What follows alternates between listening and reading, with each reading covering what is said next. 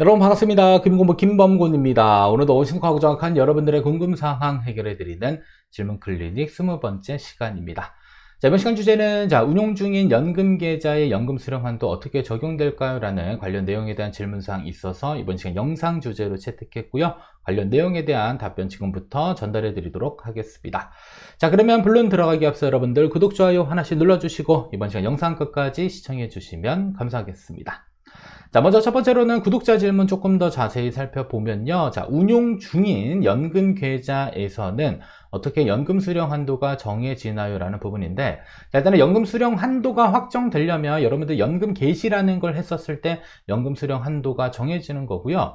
다만 운용 중인 경우, 자, 운용 중인 경우에는 연금 수령 연차에 대한 부분의 변경이 생길 수 있어서 관련 내용에 대해서 조금 더 순차적으로 좀 알려드릴게요. 그래서 내가 연금을 개시한 첫 해에 연금 수령 한도는 어떻게 적용되고 그 다음에 연금 수령 연차는 또 어떻게 반영되는지를 순차적으로 알려드리면서 마지막으로는 우리 그래도 세금을 조금 더 절세할 수 있도록 어떻게 하면 인출하는 게 좋은지 그 부분도 설명드리도록 하겠습니다.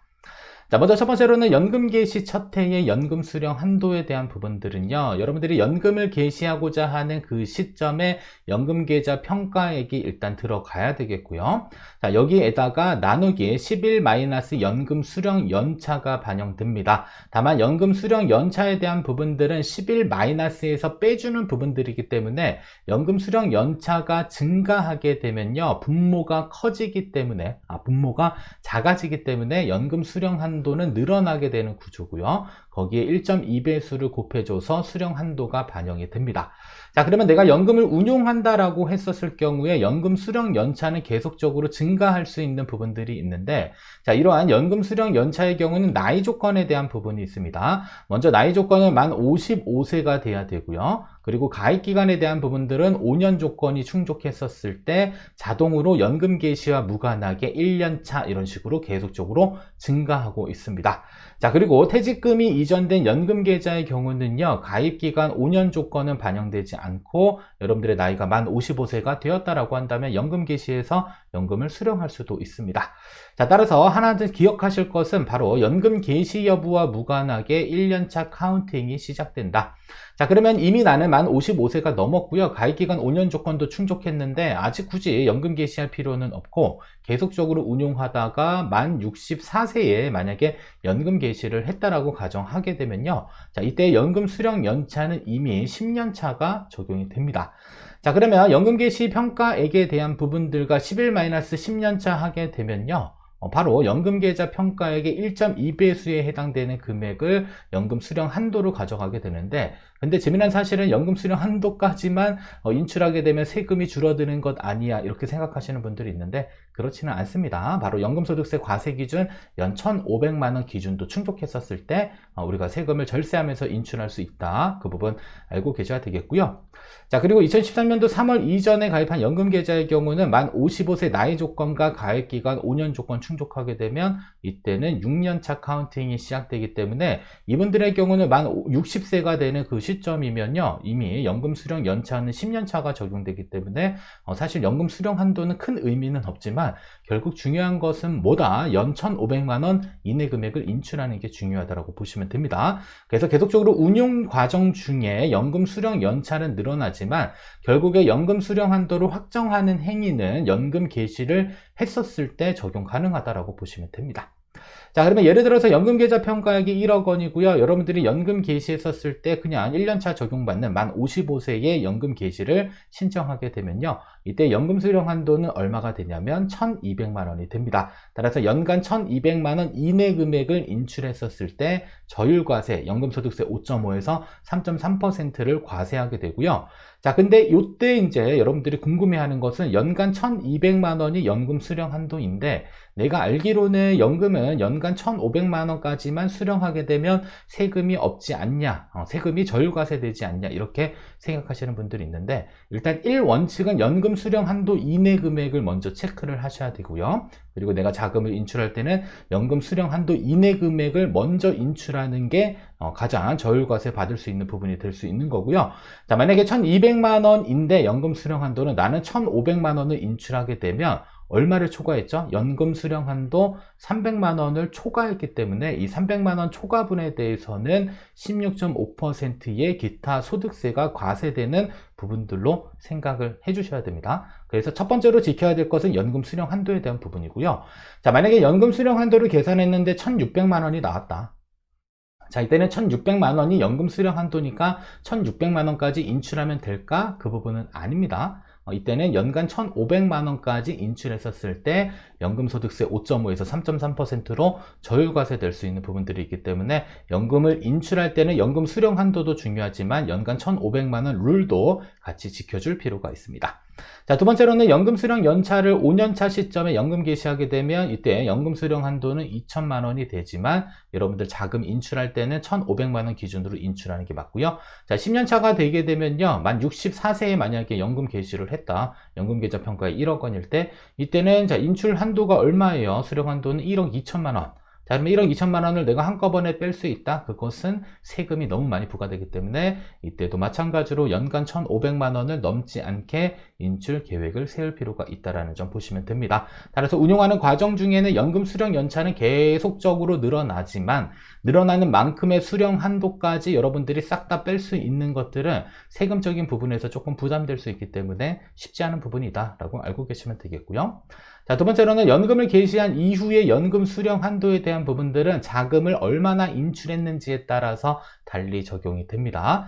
자, 그러면 연금을 개시한 이후에는 이제부터는 매년 1월 1일 연금 계좌의 평가액을 기준으로 연금 수령 한도가 적용이 됩니다. 따라서 연금 계좌 평가액은 1월 1일 기준에 연금 계좌 평가액을 반영해서 자, 만약에 자, 1월 1일 기준으로 1억 원인데 수령 연차는 1년 차다. 이때 연금 수령 한도는 공식에 의해서 1,200만 원. 그래서 내가 1,200만 원의 연금을 인출하게 되면 자, 평가액에서 1,200만 원이 빠져지게 되겠죠. 이때는 8,800만 원이 되는 것이고요. 자, 그러면 연금 계좌 평가액이라고 하는 것은 결국에 내가 어떠한 금융 상품을 통해서 잘 운용했었을 때 자, 운용 수익이 좋으면 평가액은 늘어나는 거고, 그 다음에 운용 수익이 나쁘면 평가액은 줄어드는 부분들로 볼 수 있기 때문에 운용을 잘하는 게 어찌됐든 중요하다는 점 알고 계시면 되겠고요. 자, 그리고 나서 8,800만 원의 연금 수령 연차 2년차를 적용하게 되면 연금 수령 한도는 1,173만 원입니다. 그래서 1,173만 원을 모두 다 인출했었을 때 이제 연금 계좌의 다음 연도 평가액은 7,627만 원. 3년차 적용되면 연금 수령 한도는 1,144만 원. 다 인출했었을 때 또 평가 금액. 자, 이러한 과정으로 계속적으로 반복되고 있기 때문에 연금 수령 한도에 대한 부분만큼만 인출했었을 때 여러분들의 연금소득세 저율과세 될 수 있는 부분들 있고 1억 원 기준으로 계속적으로 계산하시게 되면요. 연간 1,500만 원이 넘어가지는 않습니다. 이때는 연 1,500만 원을 채워서 내가 인출해야지 이게 아니라 여러분들의 연금 수령 한도만큼 인출할 수 있는 그러한 계획을 세우는 게 조금 더 중요하다고 보시면 되겠고요. 행여나 연금 인출 금액 가지고 생활비가 부족하다라고 한다면 그때는 세금을 조금 더 부담하더라도 자, 인출할 수 있는 방안에 대한 부분들도 계획을 세워볼 필요는 있을 것 같습니다. 자, 그러면 연금 수령 한도를 결정할 때 주의할 점들에 대한 부분들 잠깐 보시면요. 연금 계좌 평가액을 늘려서 2억 원이고요. 수령 연차가 1년 차일 때 연금 수령 한도는 2,400만 원이 됩니다. 자, 만약에 이때 여러분들이 연금 수령 한도까지만 인출하면 되는 거 아니야 라는 생각에 2,400만 원을 몽땅 다 빼버리게 되면요. 이제 세금 문제가 생깁니다.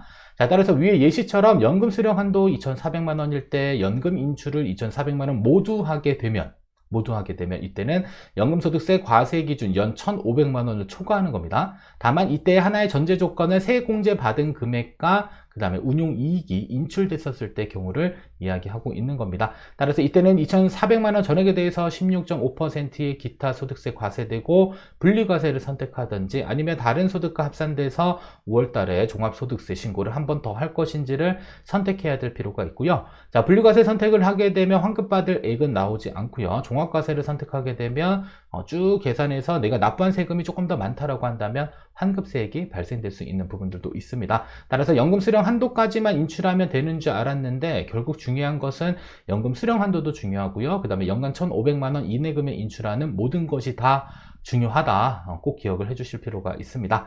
자, 따라서 연금을 개시해서 인출할 땐 이왕이면 세금을 최대한 절세할 수 있는 만큼 일단 수령 계획을 먼저 세우시는 게 좋고요. 그때 조금 부족하다라고 한다면 그래도 조금 더 유리한 형태의 초과 인출 전략들을 조금 만들어낼 필요도 있을 것 같습니다. 따라서 연금 수령 한도 이내 금액을 인출하거나 연간 1,500만 원 이내 금액을 인출해야 되는 이러한 것들이 바로 연금소득세 저율과세 받을 수 있는 가장 좋은 방법이 될 수 있다는 점. 따라서 연금 수령 한도도 중요하지만 연간 1,500만 원 모두 다 중요하다라고 보시면 되겠습니다.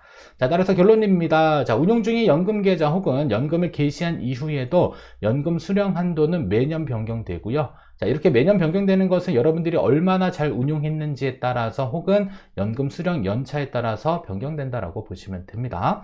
따라서 연금 수령 한도는 연금 계좌 평가액과 연금 수령 연차에 따라 매년 변동되는데, 자, 수령 연차에 대한 부분들은 10년만 넘어가게 되면 더 이상 수령 한도 조건들은 없습니다. 다만 10년차가 넘어갔다라고 해서 모든 자금을 다 인출하는 것은 아니고요. 인출할 수는 있지만 세금 부담이 크다라는 점. 그리고 연금 수령 연차 10년차부터는 방금 전에 말씀드렸듯이 사실상 연금 수령 한도 자체는 무의미하다라는 점도 알고 계시면 되겠습니다.